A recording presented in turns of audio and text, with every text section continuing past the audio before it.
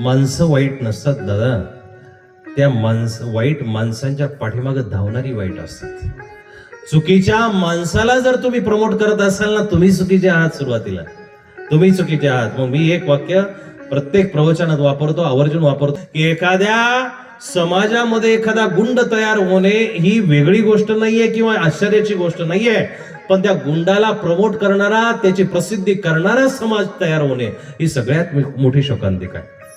त्या गुंडाच्या पाठीमागे धावणारी माणसं, त्या पापी व्यक्तीच्या पाठीमागे धावणारी माणसं जर समाजामध्ये तयार होत असतील, अहो तुमच्या समाजामध्ये कधी रामकृष्ण तयार होणार नाही, सुखदेव, भगतसिंग, छत्रपती शिवाजी महाराज, संभाजी महाराज तयार होणार नाही. तुमच्या समाजामध्ये कंस आणि रावण आल्याशिवाय राहणार नाही.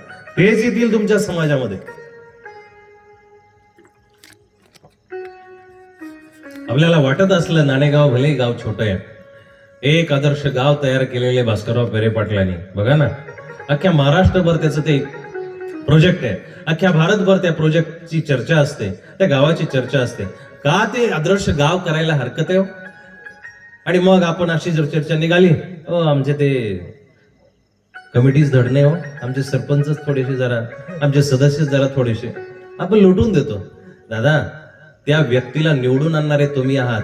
तुम्ही जर चांगले असाल तर तुमचा मोरक्या सुद्धा चांगलाच असणार आहे. पण तुम्ही जर वाईट असाल, भारत पाकिस्तान एकाच वेळेला फाळणी झालेली आहे. भारतामधून पाकिस्तान वेगळा निघाला, सगळं काही घेऊन निघालेलं आहे.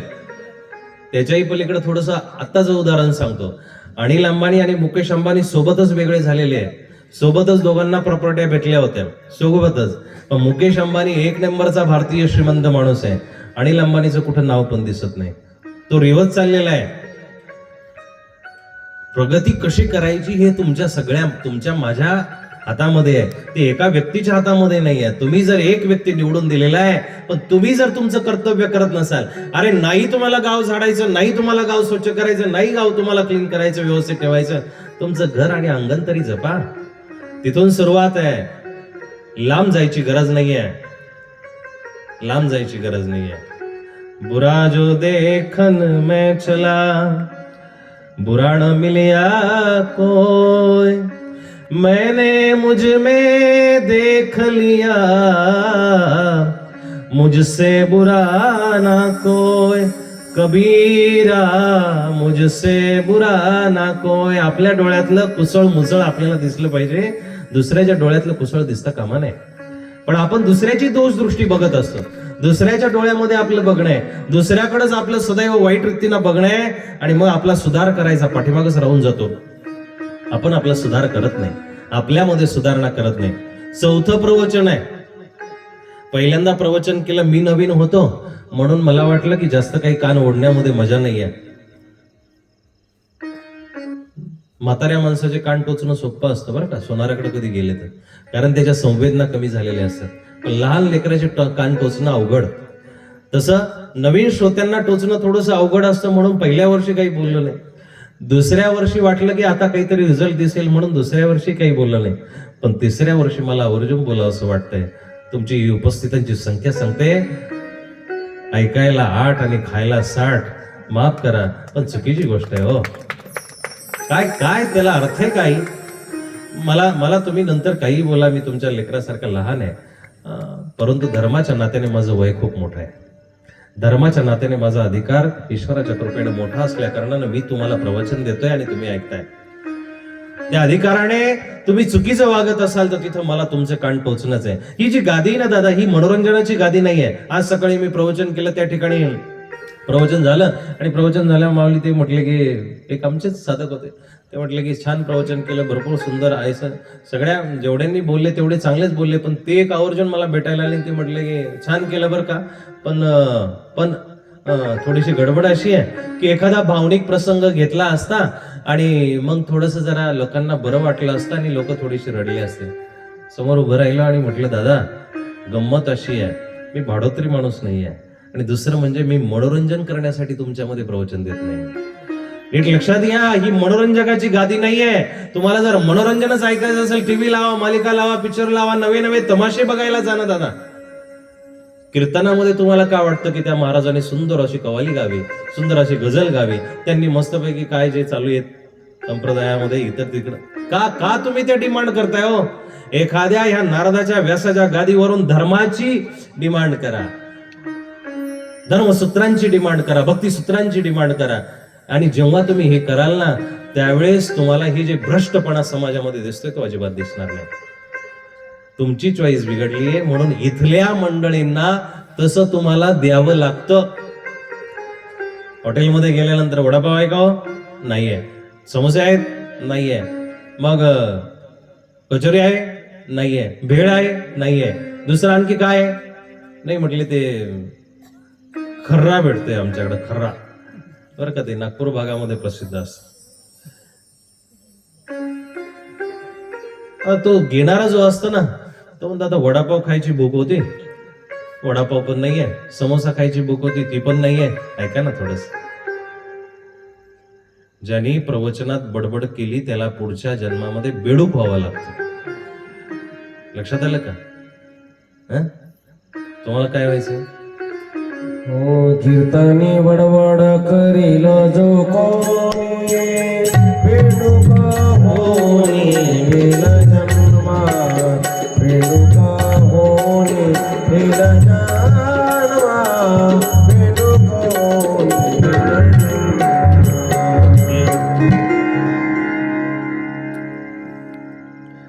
पण जो खाईल बैसोनी कथेसी घडेल तयासी गोहत्या, तंबाखू ओढोनी. सांगू प्रमाण लय नियम आहे दादा.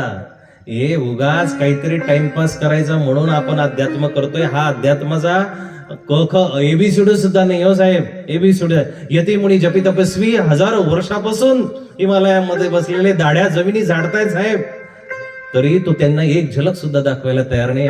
आणि मग बडबड करता करता, मोबाईलच्या रील पाहता पाहता, कॉल उचलता, फोनवरती बोलता बोलता, इकडची तिकडची सिटिंग लावता लावता जर अध्यात्म होत असेल, काय परमात्मा खाक भेटणार आहे? काय काय भेटणार नाही. स्पष्ट बोलायची, ऐकायची सवय लावा. स्पष्ट बोलणारे भरपूर आहे, पण आपल्याला ऐकायची सवय असल्यानंतर नसल्या कारणानं ते फक्त गोंजारून निघून जातात. तू जसं असेल तसं कर. मग मी सुरुवातीला तुम्हाला जे सांगत होतो ना की काक शुक्राचा दृष्टांत सर्वज्ञांनी का सांगितला दिनू, तो याच्याकरता सांगितला की तुम्ही कितीही इथं शोधायचा प्रयत्न केला चांगलं, तो कावळा असतो ना, तो विष्ठा जी पडलेली असते, घाण जी पडलेली असते, कधी कचरकुंडीमध्ये बघा, त्या कचरा कुंडीमध्ये जातो तो चोच खोत तिच्यामध्ये खुपसतो आणि खुपसून इकडचं सार तिकडं करतो, तिकडचं सार इकडं करतो, इकडची वस्तू तिकडं करतो आणि त्याच्यातून काहीतरी काढायचा प्रयत्न करतो. सर्वज्ञ श्री चक्रधर प्रभू म्हणतात, तयांतु कैसे सार ते अमेद्यचे की. त्यात मध्ये सार काय निघणार आहे, चांगलं काय निघणार आहे, आणि निघालं तरीही ते विष्ठेनं घाणेनं बरबटलेलं असणार आहे, ते सार असू शकत नाही. ते चांगलं काय असू शकतं दादा? म्हणून त्या प्रपंचामधून तुम्हाला वाटतं की खूप चांगलं आपण करतोय, वर्षातून एकदा पावती फाडली म्हणून आपल्याला देव मिळेल, वर्षातून एकदा काहीतरी दानधर्म केला म्हणून आपल्याला पुण्य प्राप्त होईल. असं होत नसतं साहेब, असं होत नाही. असं व्हायला खूप अनंत बहुता सुकृताची जोडी, खूप मोठं सुकृत एकत्र करावं लागतं. ते सुकृत जर नसेल तुमच्याकडं, तो हरी परमात्मा कळत नाही. चहुवेदी जाण षडशास्त्र कारण, 18वे पुराण हरिसी गाते, 18वे पुराण हरिसी गाते,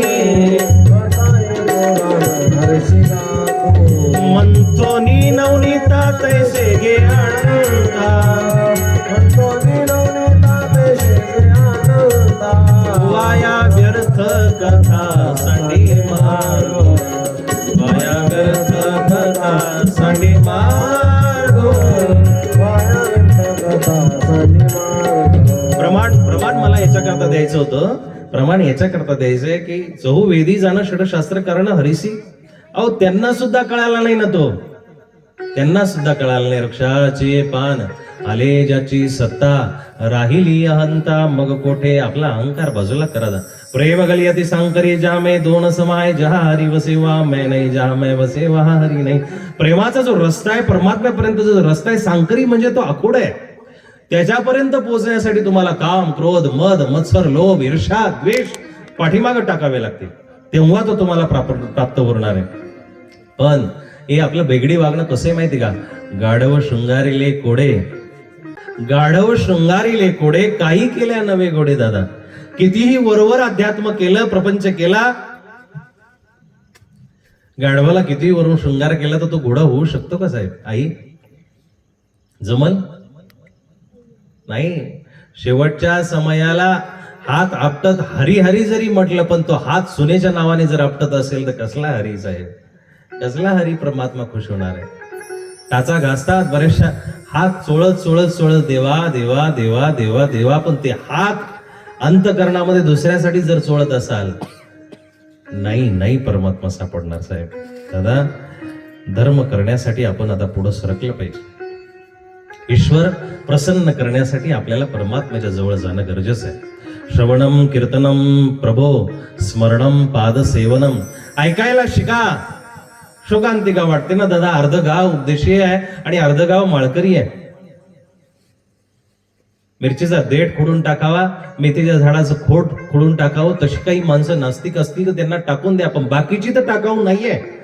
तरी जर मोजकी मंडळी, अवघ्या 2 मिनिटांमध्ये मला ही संख्या कळेल, आणि माझा दररोजचा हा अंदाज, ही फक्त 150 आणि 200 माणसं आहेत.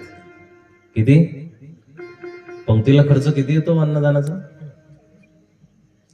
तुमच्या पावत्या निरर्थक चालल्या आहे. एखाद्याला घरामध्ये बाजेवरती बसून, पलंगावरती बसून वाटत असेल, टीव्ही पाहता पाहता चौकामध्ये बसून वाटत असेल की काय नाही, आपण आता पावती देऊन टाकलेली त्याच्यामुळे आपल्याला पुण्य लागणार आहे. नाही लाभच आहे. असलं जर पुण्य लाभत असतं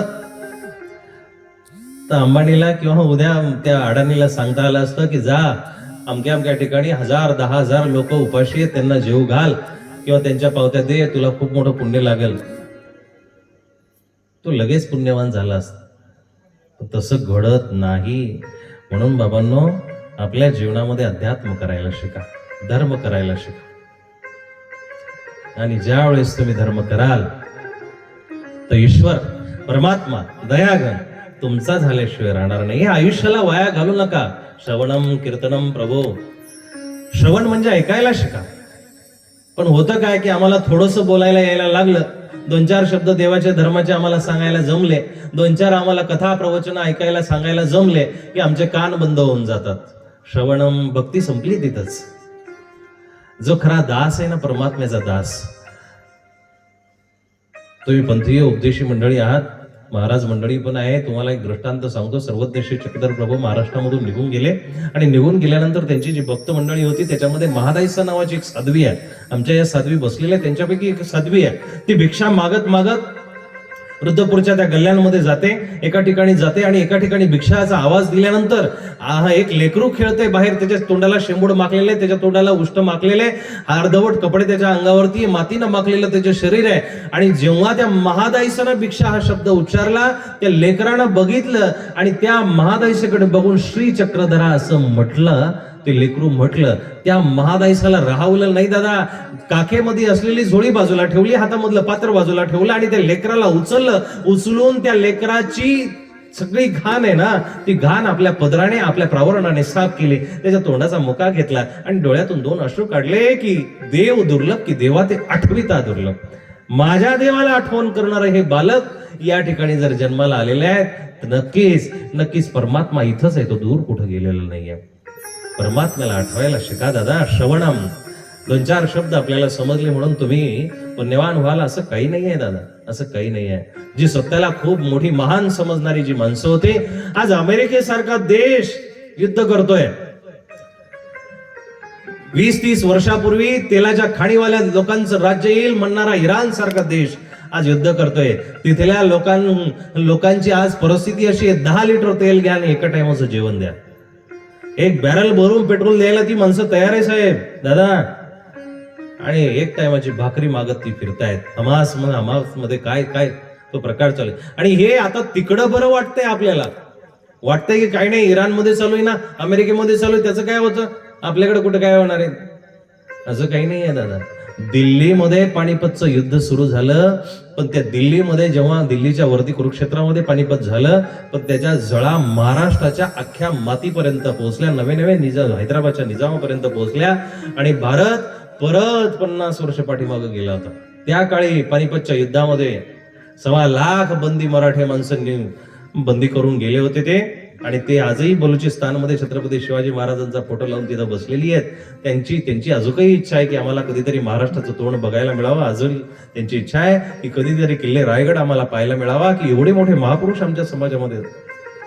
ती माणसं धर्मासाठी, आपल्या जातीसाठी, आपल्या कुळासाठी झगडतायत आणि आपल्याला हे आयतं ताटामध्ये आलेलं खावत नाही व्यवस्थित.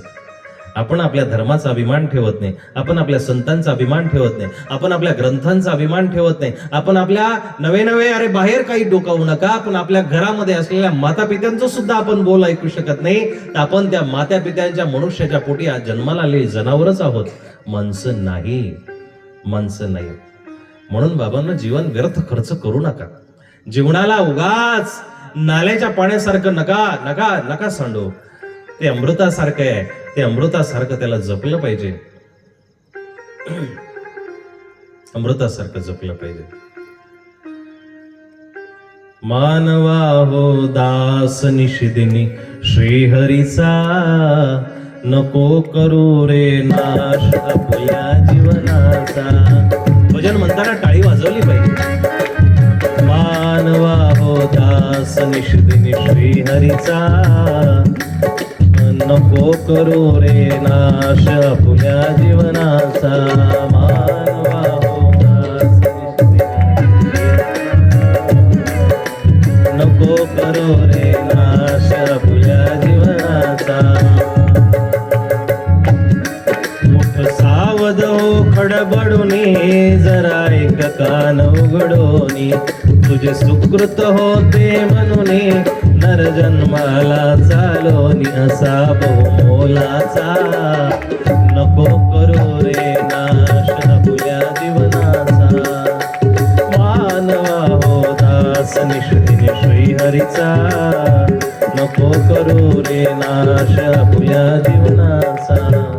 संत वारंवार सांगतात, संत सदा उपदेश सुनावत आहे, आपल्या आयुष्याचा नाश करू नका दादा.